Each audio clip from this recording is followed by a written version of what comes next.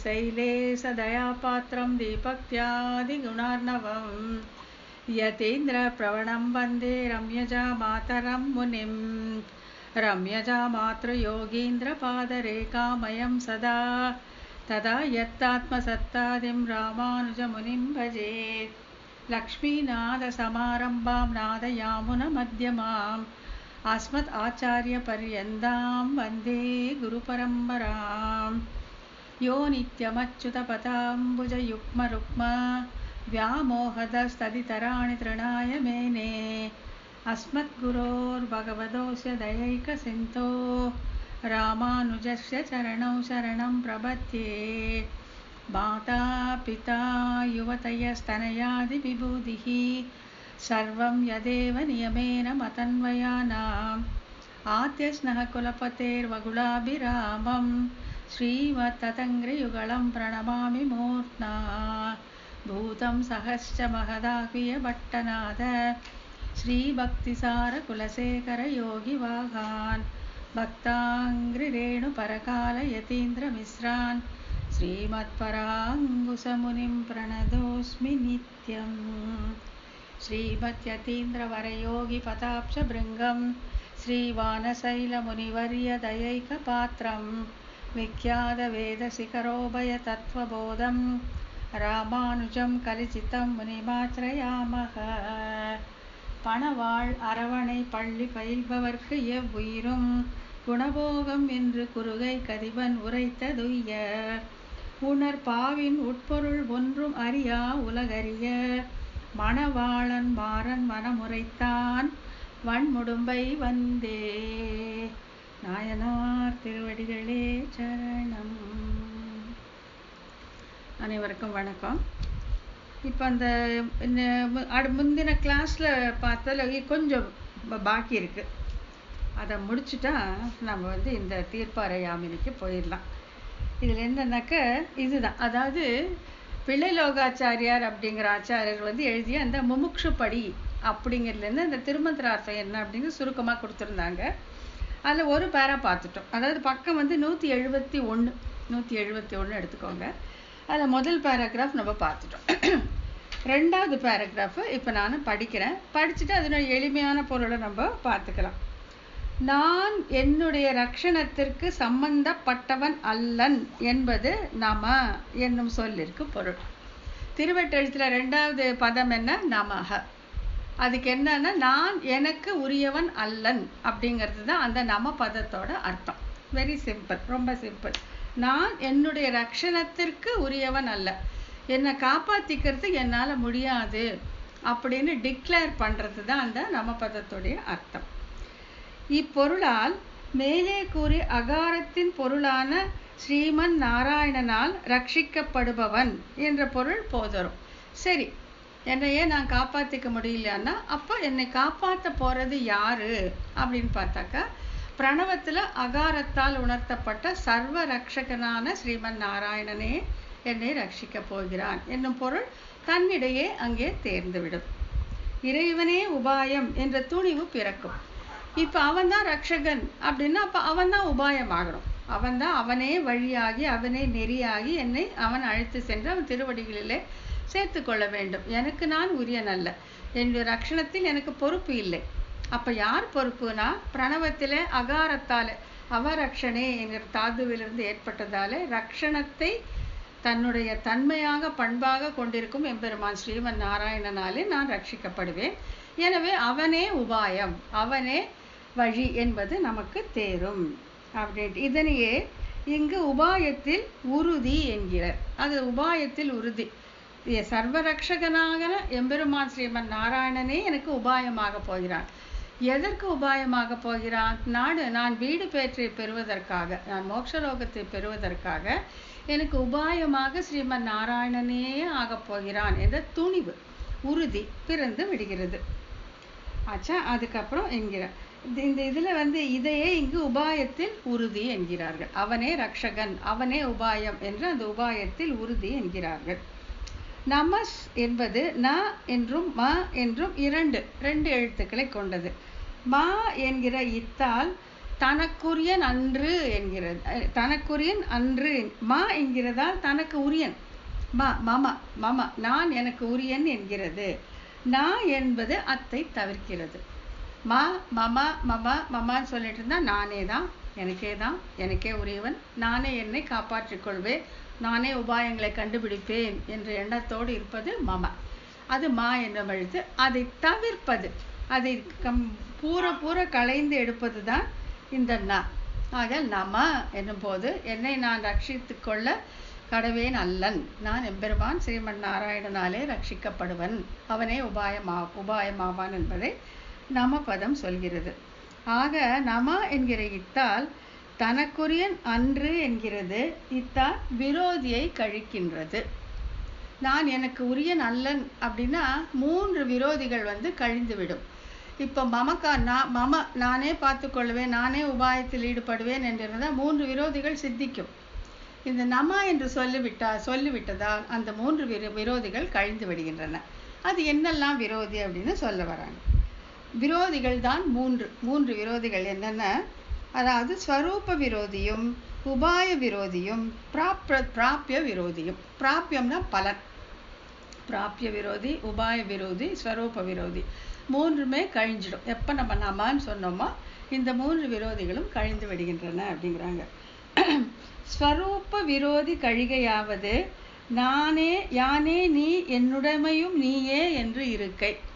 இது நான், இதெல்லாம் என்னோட, இது என் வீடு, என் செல்வம், என் மாடு, என் மக்கள் அங்கிறத தவிர்த்து நானும் நீதான், என்னோட உடைமையும் உன்னுடையது என்று எல்லாமே பகவானே என்று இருப்பது தான் ஸ்வரூப விரோதி கழிகை ஆகிறது. யானே என்னுடையது என்பதை தவிர்த்து யானும் நீயே, என் உடைமையும் நீயே என்று இருப்பது தான் ஸ்வரூப விரோதி கழிகை ஆகிறது.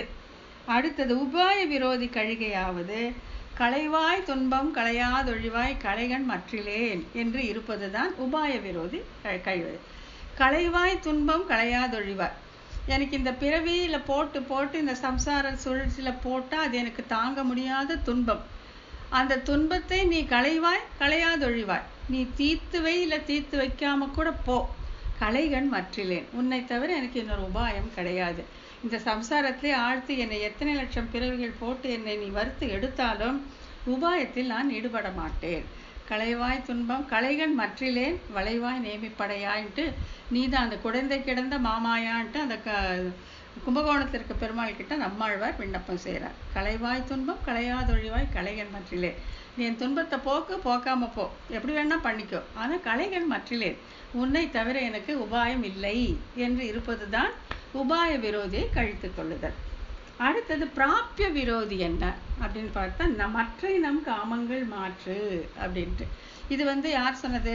ஆண்டாள் பெருமாள். சிற்றன் சிறுகாலை பாசுரத்துல இற்றைக்கும் 7 பிறைக்கும் உந்தனோடு உற்றோமே ஆவோம் உனக்கே நமாட் செய்வோம் மற்ற நம் காமங்கள் மாற்று அப்படின்னு சொன்னா அது என்னன்னாக்கா, இந்த கைங்கரியம் பண்ணும்போது இதுல எனக்கு சந்தோஷம் இருக்கு, எனக்கும் உனக்கும் சந்தோஷம் இருக்கு என்பதெல்லாம் தவிர்த்து உன்னுடைய முகமுலர்த்திக்கு மட்டுமே, உனக்கு மட்டுமே அப்படின்னு இருக்கிற கதியை எங்களுக்கு நீ கொடுக்கணும்.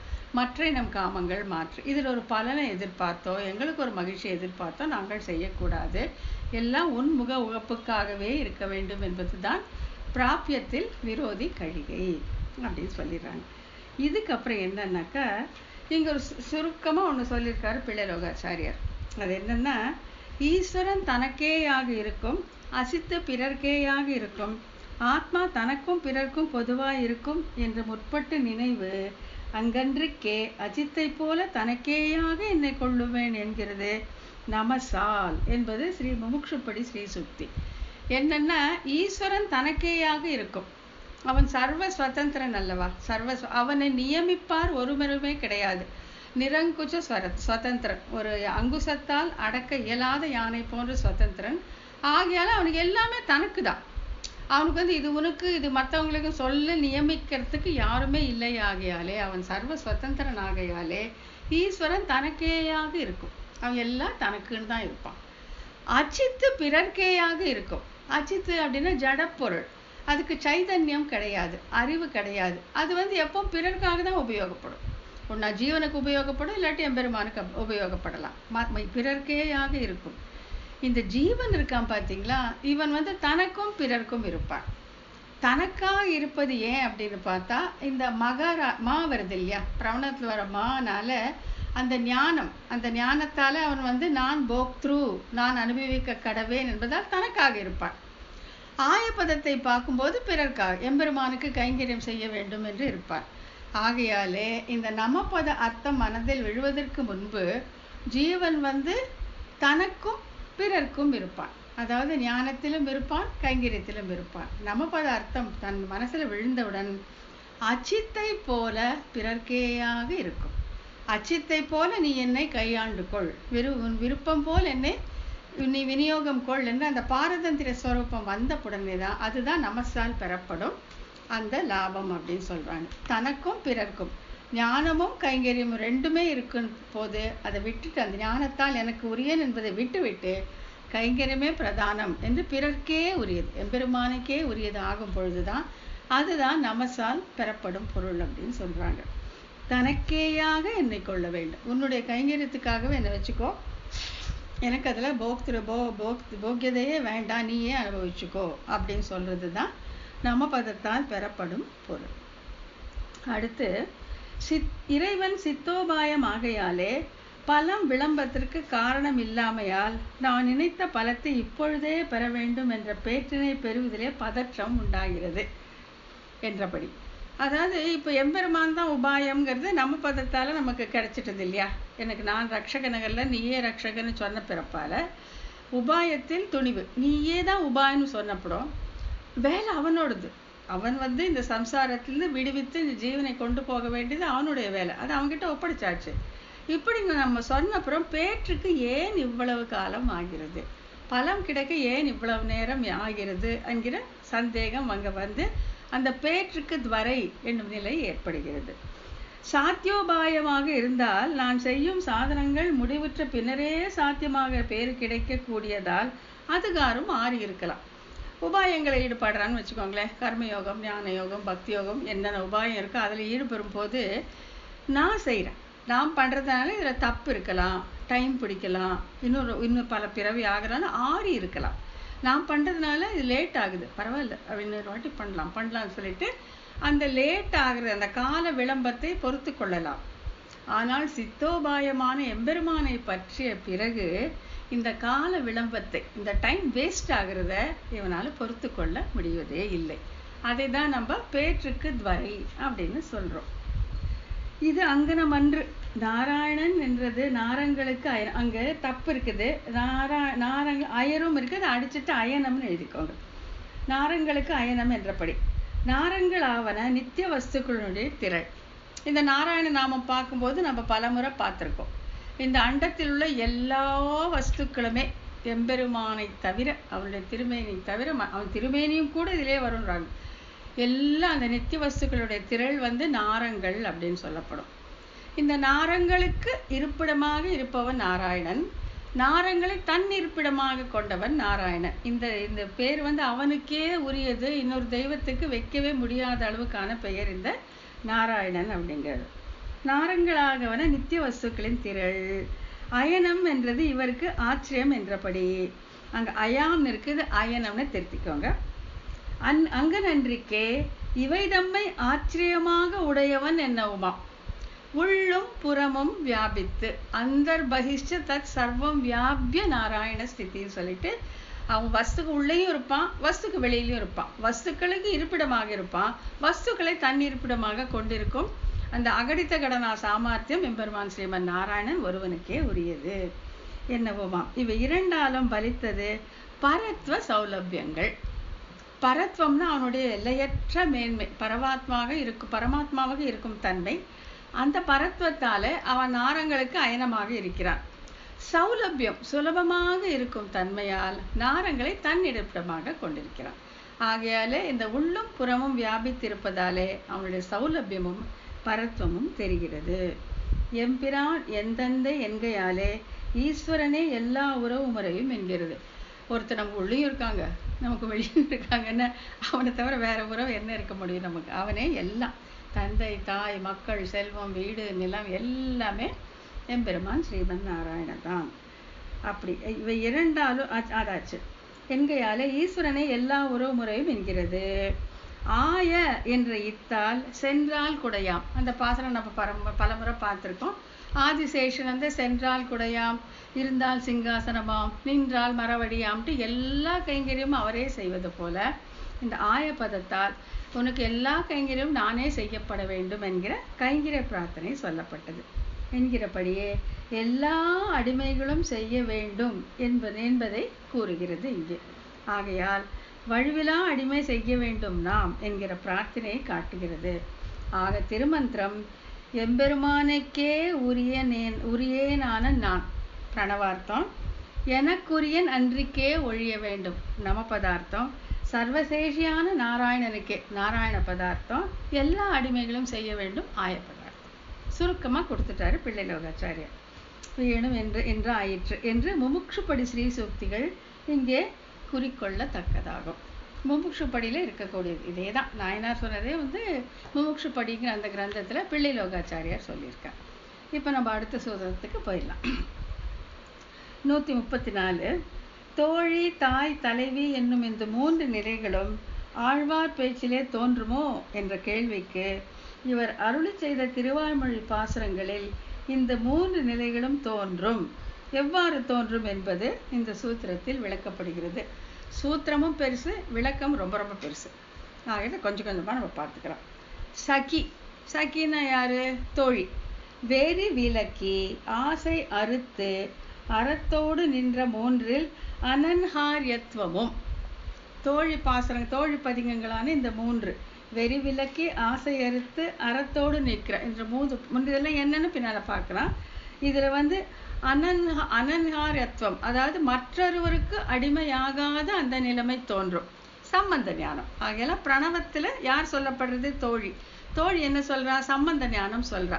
அகார வாச்சியனான எம்பெருமானுக்கு மகார வாச்சியனான இவன் அடிமைன்னு சொல்றதுனால அந்த அனன்யாக சேஷத்துவம், மற்றவருக்கு அடிமையாகாமல் இவனுக்கு மட்டுமே அடிமையமாக இருக்கும் தன்மை இந்த 3 பதிகங்களிலே தோன்றும். எதுல?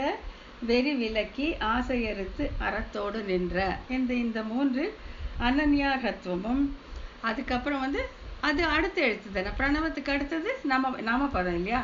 அது யாரு? நம பதத்தால காட்டப்படுவது தாயார். தாயார் என்ன சொல்லுவா? உபாயமாக அவனே இருப்பதாலே நாம் இந்த பிரபன்ன குல மரியாதையை தாண்டி போகக்கூடாது, அவனே வரும் காத்திருக்க வேண்டும் என்று சொல்வதுதான் தாயாருடைய குணம். அதுதான் நம பதார்த்தம்னு பார்த்தோம்.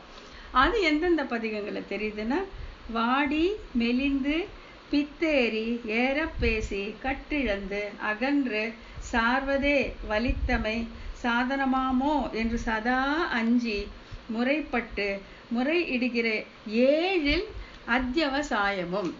இப்ப தோழி பாசனம் வந்து 3 பதிகங்கள் தான், 3 தான். தாயாருக்கு வந்து 7 பதிகங்கள்.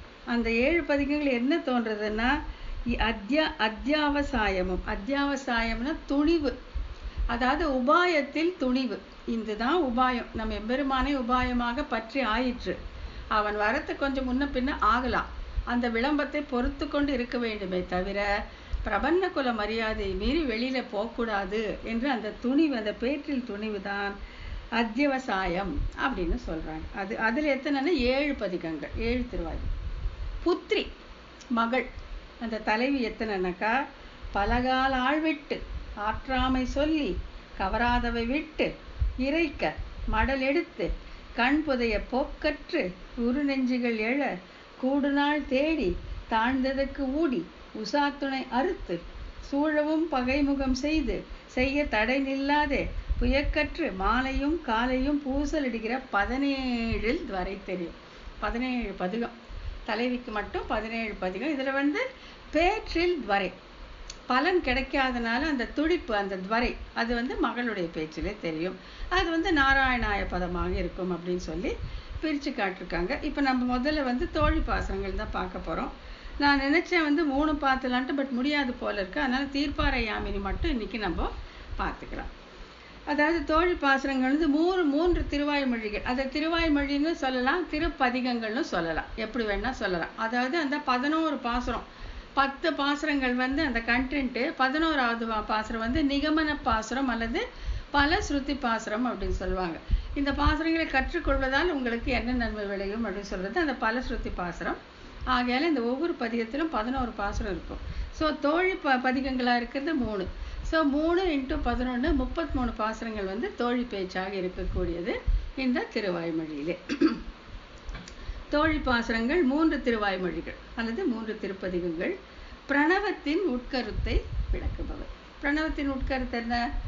அகாரத்தால் அறியப்படும் எம்பெருமான் ஸ்ரீமன் நாராயணனுக்கே அடிமைப்பட்டது மகாரத்தால் அறியப்படும் ஜீவாத்மா. அதுதான் சுருங்கிய கருத்து பிரணவத்துது.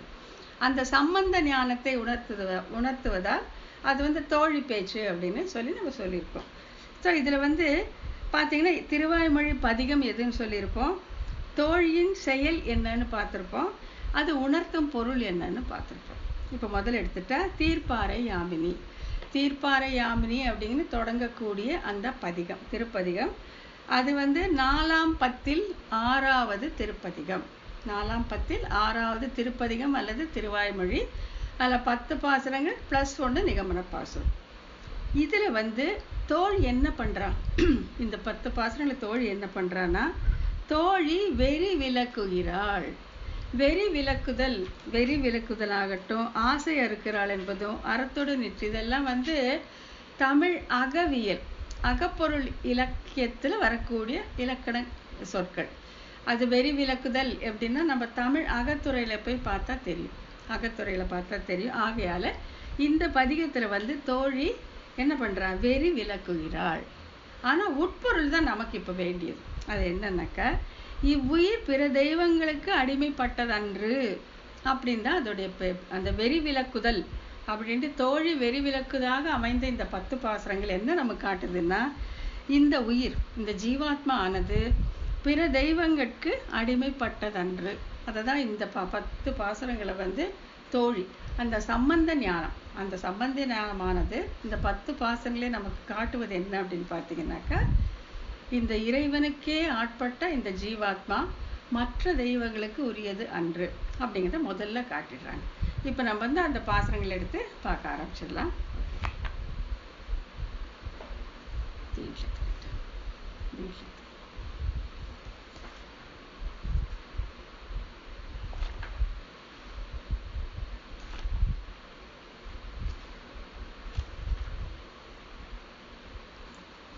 இப்போ இதுக்கு நம்ம இந்த மாதிரி ஒரு இதை வந்து நம்ம கற்பனை பண்ணிக்கணும். என்ன அப்படின்னு பார்த்தாக்கா, பராங்குச நாயகி, அதாவது இது பெண் பேச்சு தானே.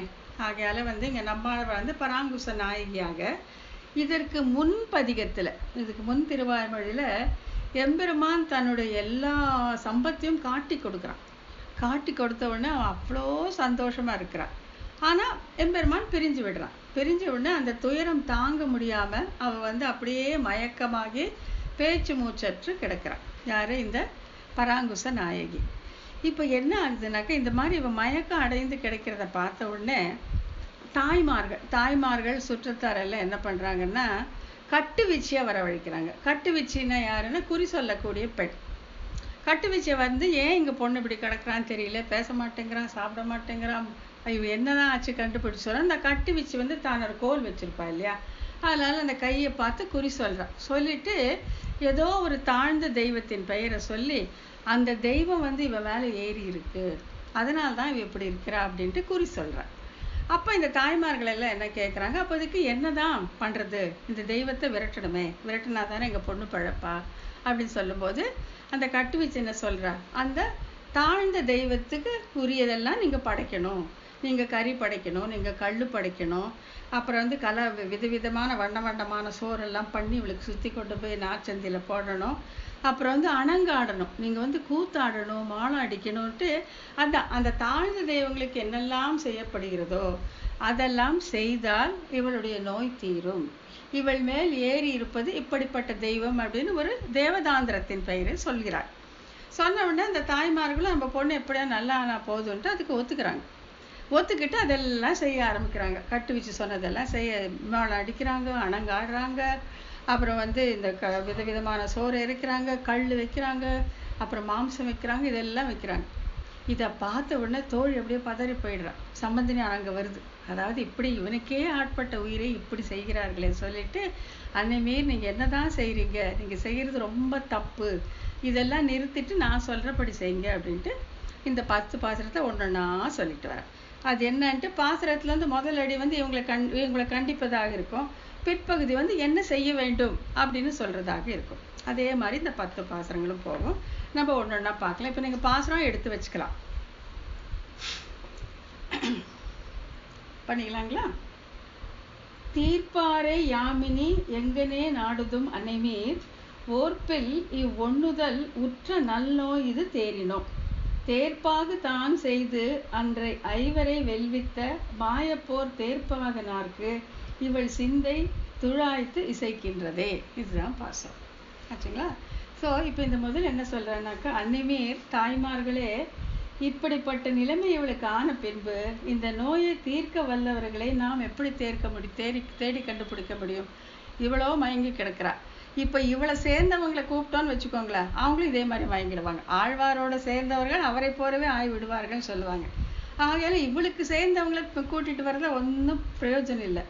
நீங்களோ வந்து நேர்மாறா என்னென்னவோ செஞ்சுட்டு இருக்கிறீங்க. ஆகையால இப்போ இந்த நோயை தீர்ப்பாரு யாமினி எங்கே போய் நம்ம தேட போகிறோம் அப்படின்னு சொல்கிறாங்க.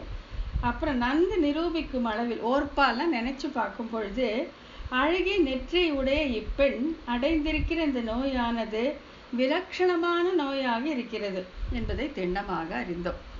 இவ இருக்கிற இந்த நிலைமையை பார்க்கும்போது இவளுக்கு வந்திருக்கிறது நீங்க சொல்ற மாதிரி ஏதோ தாழ்ந்த தெய்வம் வந்தேறியது அல்ல, ரொம்ப விலட்சணமான ஒரு நோய் போல நன்னோய் அப்படிங்கிறாங்க. நன்னோய்னா சாதாரண நோய்னா தீர்க்கணும், இது நன்னோய். இந்த நோய் வளர வேண்டும். இது எம்பெருமானுள்ள கிட்ட உள்ள அளவு கடந்த பிரீதியால வந்த நோய், அந்த பிரிவால் ஏற்பட்ட நோய். ஆகையால் இது நன்னோய் அப்படின்னு சொல்றான்.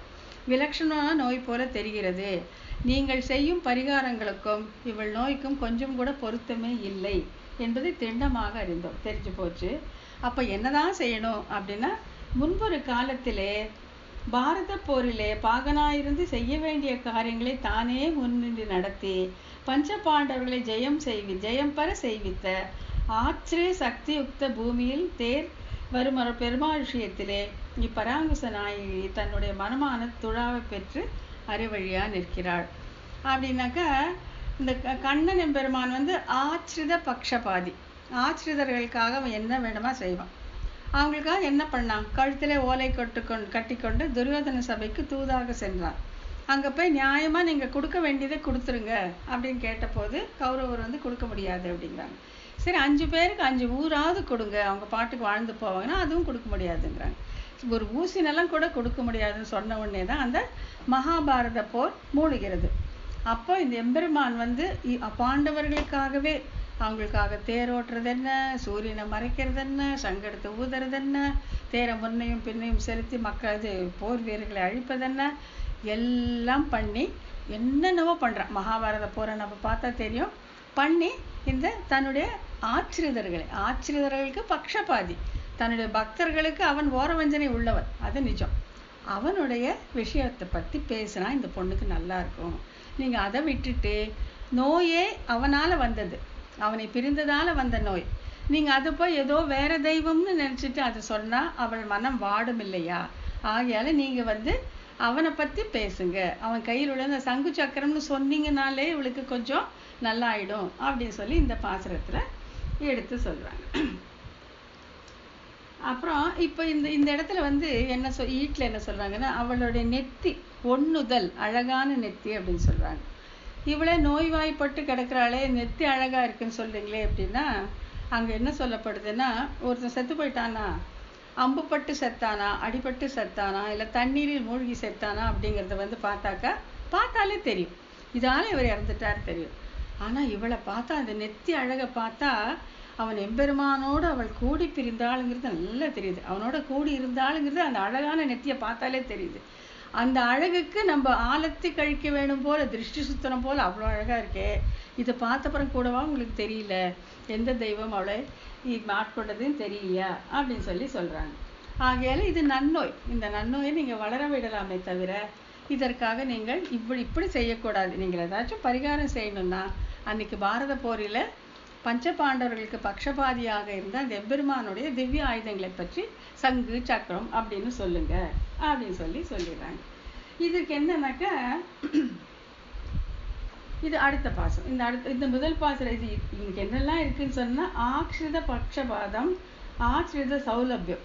அவங்க கிட்ட பட்சபாதமும் இருக்கான், சௌலபியமாகவும் இருப்பான். ரொம்ப சுலபமாக அர்ஜுனனும் மற்றவர்களும் ரொம்ப சுலபமாக பழகும்படி இருந்த அந்த கண்ணன், அவனை பற்றி சொல்லுங்க, அவனுடைய ஆயுதங்களை சொல்லுங்க, அவனுடைய திருநாமங்களை சொல்லுங்க. இவள் தேரக்கூடும். அதை விட்டுட்டு சம்பந்தமே இல்லாமல் நீங்கள் வேற ஏதோ தெய்வத்தை ஏறி இருக்குன்னு நினச்சிட்டு அதை விரட்ட முயற்சிப்பது ரொம்ப தப்பு அப்படின்னு சொல்லணும். அடுத்தது தாய்மார்களே, திசைக்கின்றதே இவள்னோ இது மிக்க பெருந்தெய்வம், இசைப்பு இன்றி நீர் அணங்கு ஆடும் இள தெய்வம் அன்று இது, திசைப்பு இன்றியே நீர் இவள் கேட்க சங்கு சக்கரம் என்று இசைகிற்றின்றீர் ஆகலில் நன்றே இல் பெறும் இது காண்மின் அப்படின்னு சொல்லிட்டு இங்கதான் சங்கு சக்கரத்தை பத்தி சொல்றாங்க.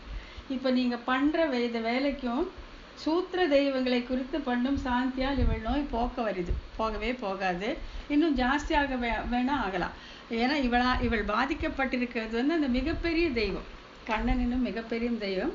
அதை விட்டுட்டு அது அவனுடைய பேரையும் அவனுடைய ஆயுதங்களையும் சொல்லாம இந்த மாதிரி நீங்க மற்ற பரிகாரங்கள் செய்வது இவளுக்கு கேட்டையே விளைவிக்கும் அப்படின்னு சொல்றான். இதுக்கு என்ன நீங்க அணங்காடுறீங்க, ஏதாவது ஆடுறாங்க அப்படியே அந்த சாமி ஆட்டம் ஆடுவாங்க இல்லையா, அதை உடுக்கையெல்லாம் அடிச்சுட்டு மேலெல்லாம் அடிச்சுட்டு அந்த அணங்காடுதல் அது செய்றீங்களே, இது எந்த விதத்தில் தான் இவளுக்கு பிரயோஜனமாக இருக்கும்? அணங்காடுதல் அப்படின்னா தெய்வம் ஆவேசித்து ஆடுதல். இவங்க மேலே சாமி ஆடுறதுன்னு சொல்றோம் இல்லையா, அந்த சாமி ஆடுறாங்க. இனி செய்ய வேண்டிய பரிகாரம் இதெல்லாம் பண்ணி அவளை பரிகாரம் பண்ண பார்க்குறீங்களே, ஆனால் இது நடக்காது அப்படின்னு சொல்லிட்டு அவனுடைய திருநாமங்களையும் சங்கு சக்கரம்னு அவனுடைய ஆயுதங்களையும் சொல்லுங்க அப்படின்னு சொல்றாங்க. இங்க ஒரு எடுத்துக்காட்டு ஒன்று காட்டுறாங்க. ஸ்ரீரங்கத்தில் ஒரு ஆயர் மகன் அப்படின்னு சொல்றாங்க, ஒரு பால்காரர்னு இருக்கலாம். அவர் படுத்த படுக்கையாக பிரக்ஞையே இல்லாமல் கிடக்கும்போது என்ன பண்ணுறதுன்னு பார்த்து என்ன பண்ணியும் சரியாகலை. அப்போ பட்டர், பராசர பட்டர் அங்கே என்ன சொல்கிறாருன்னா, அவருக்கு அந்த படுக்கையாக படுத்து கிடந்தவருக்கு அழகிய மணவாள பெருமாள்னா ரொம்ப இஷ்டம். அழகிய மணவாள பெருமாள் யார்? சாட்சாத் நம்முடைய நம்பெருமாள், இங்கே இருக்கிற உற்சவர். அதனால என்ன பண்ணுறாரு, அவர் காது கிட்ட போய் மெதுவாக என்ன சொல்கிறாருன்னா, அழகிய மணவாள பெருமாளே சரணம் அப்படின்னு சொன்ன உடனே அவர் டக்குன்னு அவர் வீழ்ச்சி பார்க்குறாரு. வீழ்ச்சி பார்த்துட்டு அந்த பேரே சொல்லிட்டு இருந்தா ஒரு பரம்பத பிராப்தி ஆயிடுச்சுன்னு சொல்றாங்க. ஆகையால இவளுக்கு, இந்த பெண்ணுக்கு நீங்க ஏதாச்சும் நல்லது செய்யணும்னு நினைச்சா இந்த பேயாட்டம் ஆடுறத நிக்க வச்சுட்டு சங்கு சக்கரம்னு அவளுக்கு காது பட சொல்லுங்க, அவ கொஞ்சம் சுமாராக ஆயிடுவாள் அப்படின்னு சொல்றாங்க. அடுத்த பாசுரத்துல என்ன சொல்றாங்கன்னா, தாய்மார்களே இது காண்மின் நீர் கட்டுவிச்சு சொல் கண்டு ஏதுவானும் செய்து அங்கு ஒரு கள்ளும் இறைச்சியும் தூவேன்மின் மதுவார் துழாய்முடி மாயப்பிரான் கழல் வாழ்த்தினால் அதுவே இவள் உற்ற நோய்க்கு அருமருந்து ஆகும். கள்ளும் இறைச்சியும் கொண்டாந்து போடுறீங்களே, இது எந்த விதத்துல தான் இவளுடைய நோய்க்கும் அதுக்கும் சம்பந்தம் இல்லவே இல்லை. அதெல்லாம் இல்லாம நீங்க என்ன பண்ணணும், மாயப்பிரானுடைய கழலை வாழ்த்துங்கள், மங்களாசாசனம் செய்யுங்கள். அவனுக்கு பல்லாண்டு சொன்னாலே அதை காதுல கேட்டாலே இவ பாதிக்கு பாதி நல்லாயிடுவா அப்படின்னு சொல்லிட்டு இது. அதாவது அந்த மயக்கமுற்ற நிலையில கூட பராங்குச நாயகியோட மனசுல என்ன ஓடுதுன்னாக்கா, என்னை பிரிந்து அவன் வருத்தப்படுவானே, எவன் என்னை பிரிந்த துன்பத்தில் அவன் இருப்பானே, அவனை யாராவது மங்களாசாசனம் செய்தால் நன்றாக இருக்குமே அப்படின்னு நினைப்பாளாம். அதுதான் அவன் மனசுல ஓடக்கூடிய ஓட்டம். ஆகையால நீங்கள் இந்த கள்ளையும் இறைச்சியும் கொண்டு இங்க பூஜை செய்யறதை விட்டுட்டு நீங்க மங்களாசாசனம் செய்யுங்கள், எம்பெருமானுடைய திருவடிக்கு பல்லாண்டு பாடினால் இவளுக்கு நன்மை ஏற்படும் அப்படின்னு சொல்ற. அப்புறம் இந்த கட்டுவீச்சை திட்டுறா, எங்கேருந்து தேடி பிடிச்சிங்க இந்த கட்டுவீச்சியை இந்த குறி சொல்ற பொண்ணு எங்க தேடி கொண்டு பிடிச்சிங்கன்ட்டு அந்த அன்னைமார்களை திட்டுறாங்க. அப்புறம் இப்போ இது உங்க குடிக்கு தகுமா, நீங்கள் புறந்தொழா குடியில பிறந்தவர்கள் அல்லவா, அதெல்லாம் மறந்துட்டு இப்படி ஒரு காரியத்தை ஏன் செய்தீர்கள் அப்படின்ட்டு அந்த தோழியாகப்பட்டவள் இந்த அன்னைமீர்களை திட்டுறா. இப்ப அதுதான் அந்த சம்பந்த ஞானம் படுற பாடு எம்பெருமானுக்கே உரியது, இங்க இன்னொருவருக்கு உரியது ஆகிறதே என்று தாங்க முடியாத அந்த சம்பந்த ஞானம் இவ்வளவும் படுது. இப்படியெல்லாம் செய்யாதீங்கன்னு சொல்லிட்டு அங்க இது பண்ற.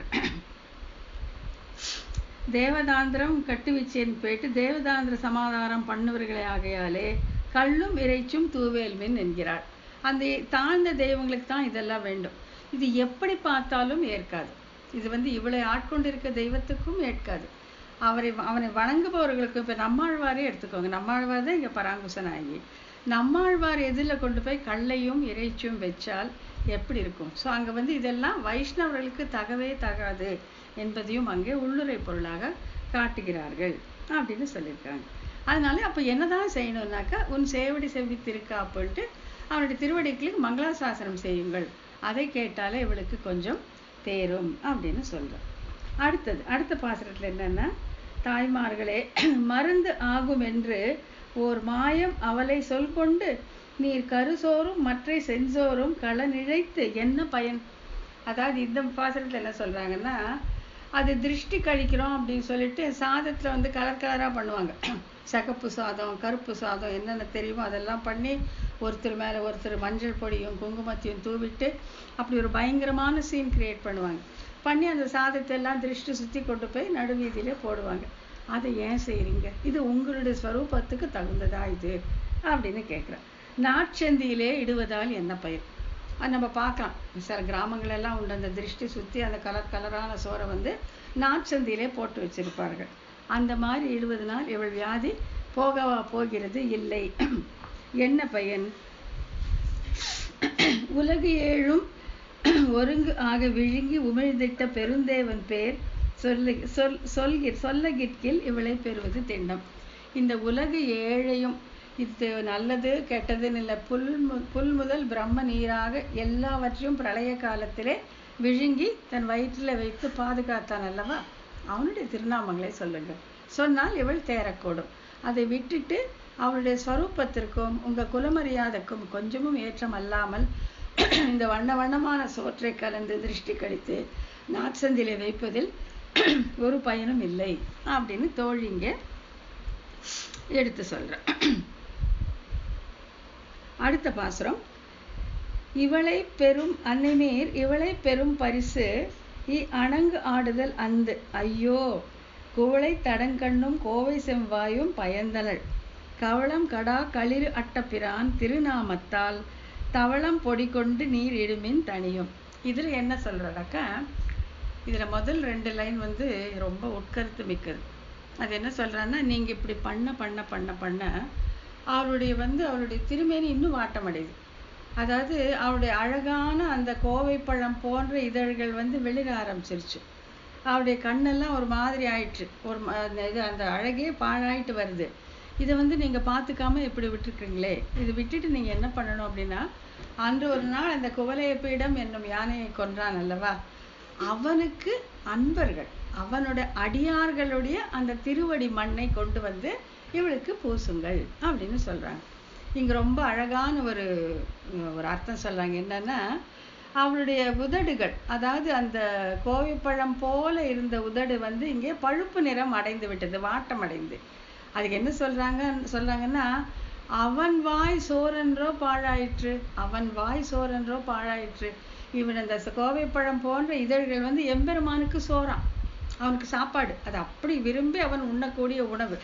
அதை பாழாக்குறீங்களே பாவீங்களா, அது நிறமே போயிடுச்சு, அந்த சிகப்பு நிறமே போய் பழுப்பு நிறமா ஆயிடுச்சு. ஆகையால அவன் வாய் புகும் சோரென்றோ இங்கே பாழாக போகிறது, அந்த மாதிரி நீங்கள் ஒரு பாவத்தை நீங்கள் பண்ணலாமா அப்படின்னு சொல்லி கேட்குறாங்க.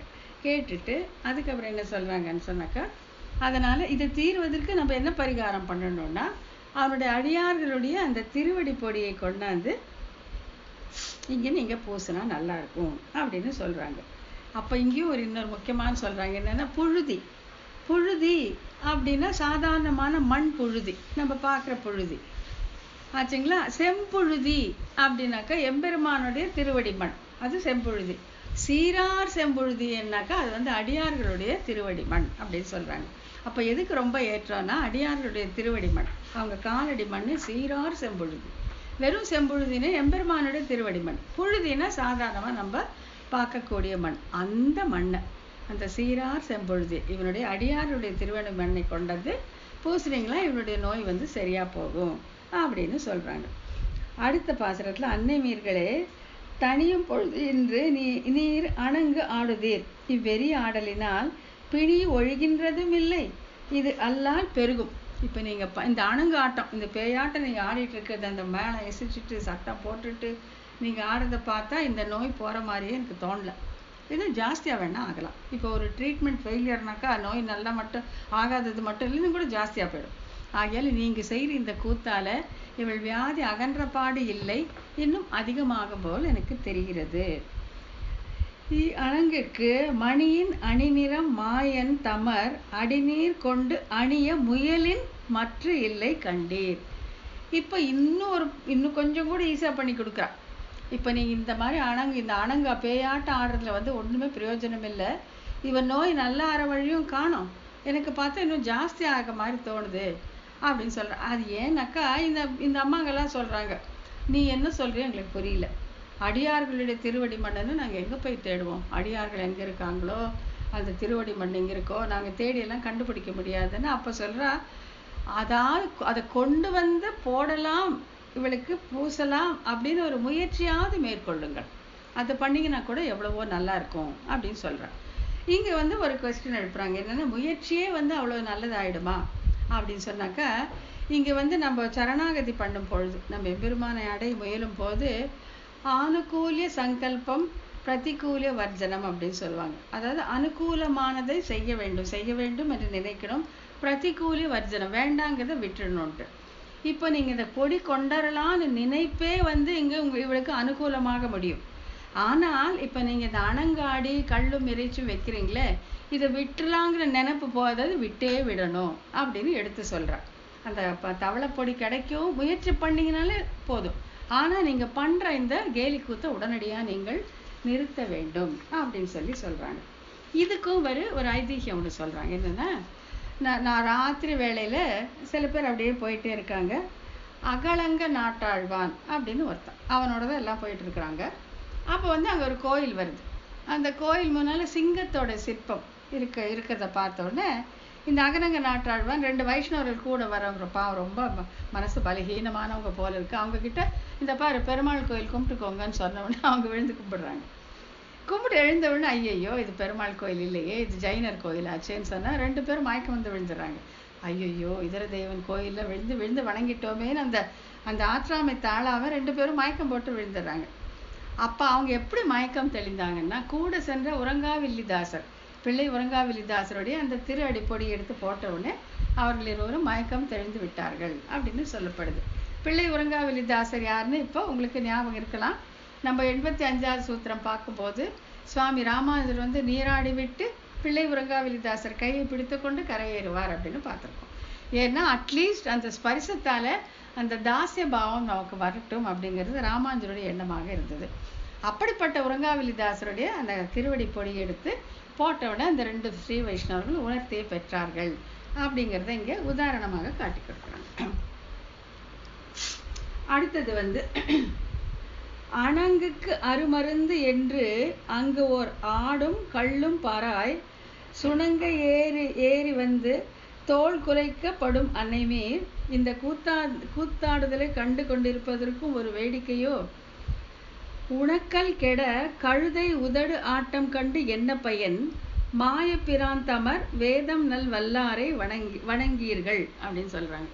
இங்க வந்து ரொம்ப ஒரு அழகான விஷயம் என்னன்னா, நம்ம சாப்பாட்டுக்கு பயன்படணும், நம்ம எடுத்து அதை குத்தி நம்ம உபயோகிக்க போகிறோம். அந்த நெல்லை வந்து காய வச்சுருக்காங்க, நெல்லை வந்து ஒரு இடத்துல காய வச்சுருக்காங்க. அங்கே ஒரு கழுதை வந்துடுது. கழுதை வந்து என்ன பண்ணுது, அந்த நெல்லெல்லாம் சாப்பிடுது.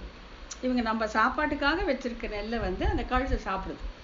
சாப்பிடும்போது அது என்ன பண்ணணும், சொந்தக்காரங்க வந்து அதை துரத்தி அடிக்கணும். அதை விட்டுட்டு அது தின்னும்போது அந்த உதடு இப்படி இப்படி இப்படி இப்படி ஆடுதில்லை, அதை இப்போ ரசித்து பார்த்துட்ருக்குறாங்க.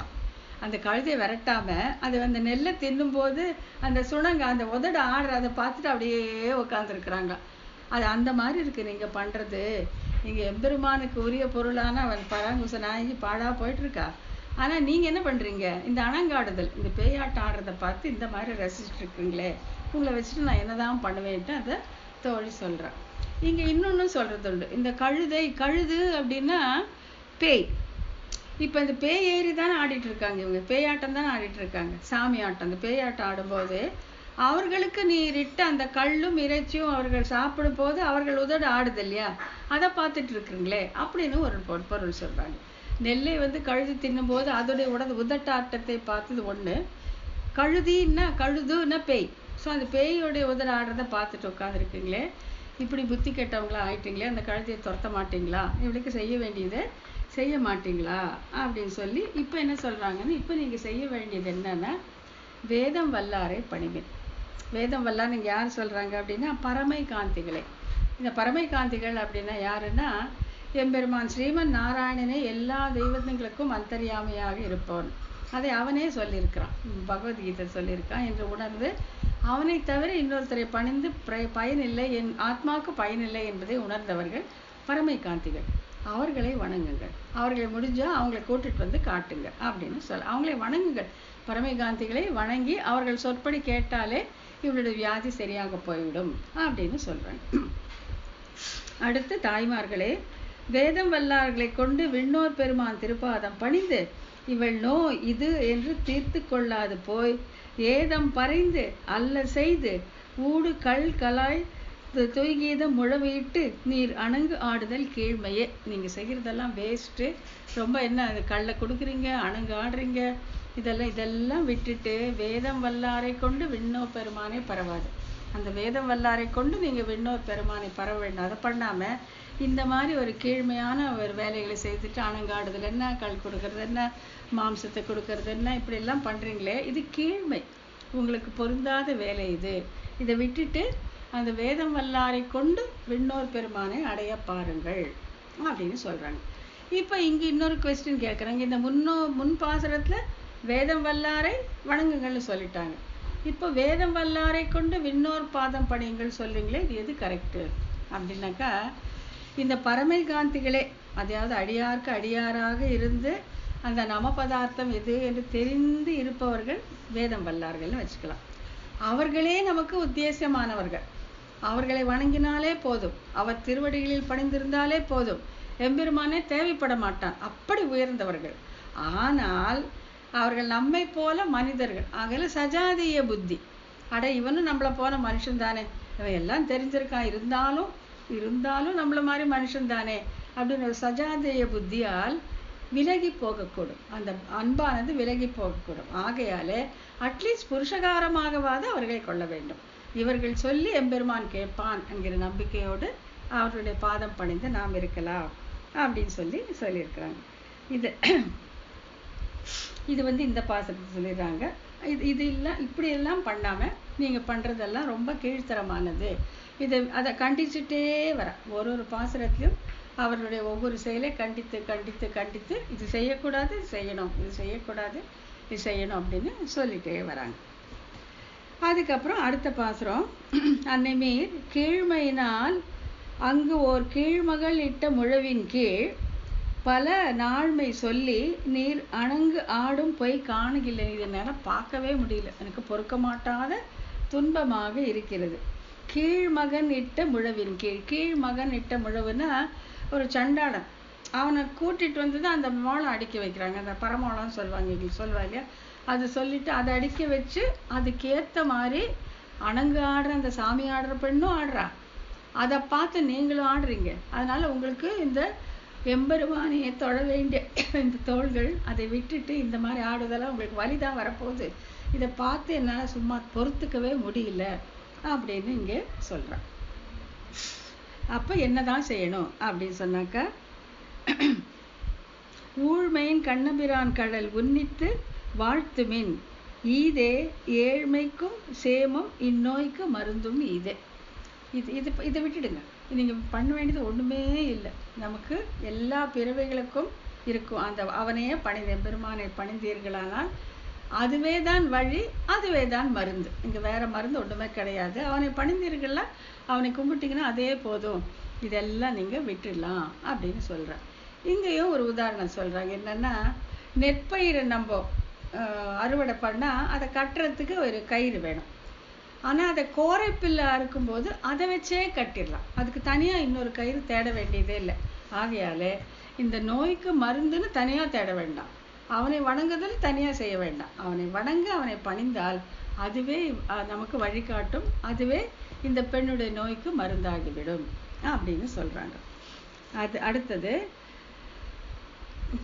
அவனை அல்லால் மற்ற ஒரு தெய்வம் உன்னித்து தொழால் நும் மிச்சை சொல்லி நிம் தோல் குலைக்கப்படும் அன்னைமீர் மன்னப்படும் மறை வாணனை வன் துவராபதி மன்னனை ஏத்துமின் ஏத்துதலும் தொழுது ஆடும். நீங்க மட்டும் இதெல்லாம் நிக்க வச்சுட்டு வன் துவராபதி மன்னன் அந்த கண்ணனை நீங்கள் வணங்குவீர்களானால் இவளுடைய நோய் தெளிந்து இவளும் ஆட ஆரம்பிச்சிடுவாள், சந்தோஷமாக ஆட ஆரம்பித்து விடுவாள் அப்படின்ட்டு. எம்பெருமானை தவிர இன்னொரு தெய்வத்தை தொழாத இவளுக்கு நீங்கள் செய்ய வேண்டிய இதுதான், வன்துவராபதி மன்னனை நீங்கள் ஏத்துங்கள், பாடுங்கள், அப்போது இவளும் தெரிந்து விடுவாள் அப்படின்னு சொல்றாங்க. இதுக்கு ரெண்டு ஒரு பயங்கரமான உதாரணம் நீங்க செய்யறது எப்படி இருக்குன்னு சொல்லிட்டு இந்த தோழி சொல்றேன். அதாவது மூக்கிலே முழங்காலிலே அடிபட்டால் மூக்கிலே ஈரத்துணி சுத்தலாமா அப்படின்னு கேட்குறான். ஒருத்தனுக்கு முழங்கால அடிபட்டு ரத்தம் வருது, ட்ரீட்மெண்ட் பண்றவங்க என்ன பண்றாங்க, மூக்கில் தண்ணியில நினைச்சு துணியை சுத்துறாங்க. அந்த மாதிரி இருக்கு நீங்க பண்றது. இவளை ஆட்கொண்டிருப்பது மிகப்பெரிய தெய்வம், அதுக்கு ஆப்போசிட்டா நீங்க தேவதாந்திரங்களை வழிபட்டு இப்படி செய்கிறீர்களே அப்படின்ட்டு இன்னொரு உதாரணமும் கொடுக்குறாங்க. அது என்ன அப்படின்னாக்கா, அதாவது இந்த மிருகங்களுக்கு வைத்தியனான ஒருவர் அவன் என்ன பண்றான்னாக்க, கண் வலி வந்தால், கண்ணிலே சோகம் உண்டானால் காதை அறுத்து பிருஷ்ட பாகத்திலே சூடு போட வேண்டும். அது ஒரு மிருக வைத்தியம் சொல்லியிருக்கான். கண் வலி ஏற்ற காதை அறுத்து பிருஷ்ட பாகத்திலே சூடு போடணுமா அந்த மாட்டுக்கு. அவன் என்ன பண்ணான், இதையே மனுஷனுக்கு பண்ணானான்.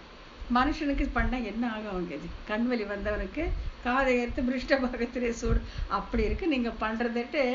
அதாவது அந்த தோழி எப்படியெல்லாம் இவங்களை இதுல இருந்து மீட்கலான்னு பாக்குறதுக்காக இதெல்லாம் அவ செய்யறா. அதாவது இவ எப்படின்னாக்க, இந்த பராங்குச நாயகி அதாவது அந்த மறந்தும் புறந்தொழாமை, அதாவது எம்பெருமானை தவிர இன்னொருத்தரை வணங்கினதே இல்லைங்கிறதுக்கு ஒரு உதாரணம் ஒன்று காட்டுறாங்க. ஒரு நிகழ்ச்சி என்னன்னா, அதாவது இந்த சந்திரன் வானத்துல வரும் பொழுது அந்த பிறை நிலாவை காட்டி குழந்தைங்களை வணங்க சொல்வது பழக்கம். அதை காட்டி அதை கை கூப்பி தொழ சொல்லுவாங்க. அது கூட பண்ணது இல்லையா ஆழ்வார். அவர் சின்ன பொண்ணா இருக்கும் பொழுது அந்த பிறை நிலாவை கூட அவர் வணங்கியதில்லை. ஏன்னா அதுக்கு அந்தர்யாமியாக எம்பெருமான் இருந்த பொழுது அது ஒரு தேவதைன்னு நினைச்சு அதை வணங்க மாட்டார். அப்படிப்பட்டவள் இந்த பராங்குச நாயகி. அவளுக்கு போய் நீங்க இதெல்லாம் பண்ணா என்னதான் ஆகும் அப்படின்னு சொல்லி, இதுக்கு நீங்க வேற உங்க தோலை குலுக்கிட்டு இருக்கிறீங்க. அந்த எம்பெருமானே தொழ வேண்டிய தோல் அல்லவா, அதை போய் இப்படி இந்த பரமோளத்துக்கு ஏத்த மாதிரி ஆட்டி ஆட்டி ஆட்டி வலி வர மாதிரி பண்ணிக்கிறீங்களே, உங்களுக்கு இது நல்லதா அப்படின்னு சொல்றாங்க இந்த பாசுரத்துல. இந்த பாசுரம் தான் இதுதான் இந்த பதிகத்துடைய ஒரு தனி சிறப்பு என்ன அப்படின்னு சொன்னாக்கா, இதுதான் நம்ம மன்னார்குடியில் ராஜகோபால சுவாமி கோயில் இருக்கு. ரொம்ப பெரிய கோயில் ராஜகோபால சுவாமி பெருமாள், அவ்வளோ அழகு. அங்க இப்ப ஆழ்வார்கள் 108 திவ்ய தேசத்தை பாடியிருக்காங்க. ஆழ்வார்கள் பாடிய திவ்ய தேசம். இதை தவிர அபிமான ஸ்தலங்கள் அப்படின்னு சொல்லி நிறைய இருக்கு. அதுல ஒண்ணுதான் இந்த ராஜ மன்னார்குடி. வித்யா ராஜகோபாலன் தான் அங்கே எழுந்திருக்கக்கூடிய தெய்வம். இப்ப என்னன்னா, இந்த அபிமான ஸ்தலத்துல இந்த ஸ்தலத்துக்கு மணவாள மாமுனிகள் இந்த பதிகத்தை அர்ப்பணம் பண்ணியிருக்கார். அங்க வித்யா ராஜகோபாலனுக்கு இந்த பதிகங்களை அவர் சமர்ப்பணம் பண்ணியிருக்கார். அதே மாதிரி மேல்கோட்டையும் கூட அது திவ்ய தேசம் அல்ல, அபிமான ஸ்தலம். அங்க சுவாமி ராமானுஜர் ஒரு நாயகமாய் அப்படின்னு துவங்குற அந்த பதிகத்தை அவர் அங்கே சமர்ப்பணம் பண்ணியிருக்கிறார். அந்த விதத்துல இந்த தீர்ப்பாறை யாமினி ரொம்ப ஒரு புகழ்பெற்ற ஒரு பதிகம். ஏன்னா இது மணவாள மாமுனிகளால வித்யா ராஜகோபாலனுக்கு சமர்ப்பணம் பண்ணப்பட்டது. இப்ப கடைசியில நம்ம அந்த நிகமன பாசுரம் இல்லாட்டி பலஸ்ருதி பாசுரத்தை நம்ம இங்க பார்க்க போறோம். என்ன அப்படின்னாக்கா, தொழுது ஆடி தூமணி வண்ணனுக்கு ஆள் செய்து நோய் தீர்ந்த வழுவாத தொல்புகழ் வன்குருகூர் சடகோபன் சொல் வழுவாத ஆயிரத்துள் வெறிகள் இவை 10 தொழுதும் ஆடி பாட வல்லார் துக்கம் சீலம் துக்க சீலம் இவர்கள் அப்படின்னு சொல்லிட்டு அதுக்கு என்ன சொல்றாங்கன்னா, வணங்குதலும் கூத்தாடும் செய்தலும் அழகிய நீலமணி போன்ற நிறம் உடைய நான் எம்பெருமானுக்கு அடிமை தொழில் செய்து நோய் தீர்வு பெற்றவரும் அவத்தியத்தை அடையாத இயற்கையான புகழை உடையவரும் அழகிய திருநகரிக்கு தலைவருமான ஆழ்வார் அருளி செய்த குற்றமற்றதான ஆயிரத்துள் வெறி விளக்கும் இந்த பதிகத்தை தொழுது ஆடுவதுவாய் கொண்டு பாட வல்லார்கள் துக்கப்படும் தன்மை இல்லாதவர்களாக ஆவார்கள். ஸோ இந்த பாசுரங்களை நம்ம புன்னித்து படித்தோம்னாக்கா குருகூர் சடகோபன் அருளி செய்து இந்த பாசுரங்களை படிக்கும்போது இந்த எம்பெருமானை பிரிந்து இந்த பராங்குசி நாயகி பட்ட துயரை நாம் படவே மாட்டோம். எம்பெருமான் கிட்டேருந்து நமக்கு பிரிவு என்பதே ஏற்படாது அப்படின்னா இந்த பதிகத்துடைய பலனாக நிகமன பாசுரமாக பலஸ்ருதி பாசுரமாக சொல்லப்படுகிறது. இப்போ இதுல எல்லாம் அவங்க ஒரு சம்ம பண்ணி சொல்றாங்க. என்னன்னா, இப்போது ஆழ்வார்க்கு வழுவாத புகழாவது தேவதாந்திர சம்பத்தை ஈக்ஷித்தும் சகியாமையே யாம். ஆழ்வாருடைய அந்த சம்பத்து, அவருடைய சம்பத்து வழுவாத புகழ் அப்படி என்னன்னு பார்த்தா, தேவதாந்திர சம்பந்தத்தை ஈக்ஷித்தும் சகியாமை, கொஞ்சம் கூட பொறுக்காத அந்த நிலைதான் இவருடைய அந்த வழுவாத புகழ், ஆழ்வாருடைய வழுவாத புகழ். ஒருவன் வைஷ்ணவன் ஆகையாவது இது என்பார் நம்பிள்ளை. நம்பிள்ளை ஈடு 36,000 படிங்கிற வியாக்கியானத்தை அருளி செய்தவர் திருவாய்மொழிக்கு.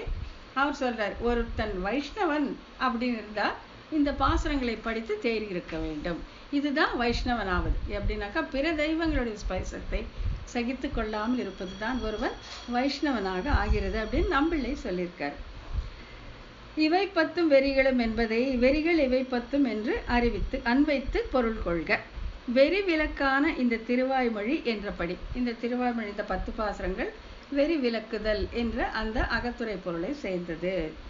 வெறி விலக்காவது, நாயக விரகத்தாலே நாயகி மிகவும் வருந்தி கிடக்க அவருடைய வடிவு வேறுபாட்டை நோக்கி இவள் இங்கனம் மெலிதற்கு காரணம் என்னோ என்று கவலைப்பட்டு கட்டுவிச்சை குறி கேட்க அவளும் தன் மரபன்படி ஆராய்ந்து இவளுக்கு ஒரு தாழ்ந்த தெய்வம் பேரு சொல்லி ஆவேசித்தது ஒழிய வேறு ஒன்றும் இல்லை என்று கூற, அது கேட்ட தாயார் உடனே வெறியாட்டாளனை அழைப்பித்து அவனை கொண்டு ஆவேசம் ஆடுவிக்கவும் அடுப்பதும் கள்ளு குகப்பதும் பலியிடுவதுமாய் பரிகாரங்கள் செய்வக்கும் முயல, அச்சமயத்தில் அவளது துன்பத்தின் மெய்க்காரணத்தை அறிந்த தோழி அம்முயற்சிகளை விளக்குவது. ஸோ வெறி அந்த தாய்மார்கள் செய்யறதெல்லாம் வெறி, விளக்குவது தோழி. ஸோ வெறி விளக்குதல் அப்படின்னு சொல்றது என்னன்னா, எம்பெருமானுக்கே அனன்ஹாரியமான இந்த ஜீவாத்மாவுக்கு இதர தெய்வங்களுடைய சம்பந்தம் விளக்கத்தக்கது. அது அந்த ஸ்பரிசம் ஒரு நாளும் அவர்களுக்கு நன்மையே செய்யாது. ஆக இப்படிப்பட்ட வெறிவிலக்கு துறையில் அமைந்த திருவாய்மொழியை சக்ருசமாய் அனுசந்திக்க வல்லவர்கள் எம்பெருமானை பிரிந்து படுகிற துயரமும் அதற்கு பரிகாரமாக தேவதாந்திர சமாராதனம் பண்ண தேவையே இல்லை, அந்த தேவையாகிற துயரமும் சம்பந்திக்க பெறாதே வாழ்வார்கள் என்று பயனுரைத்து தலை கட்டினார் ஆயிற்று.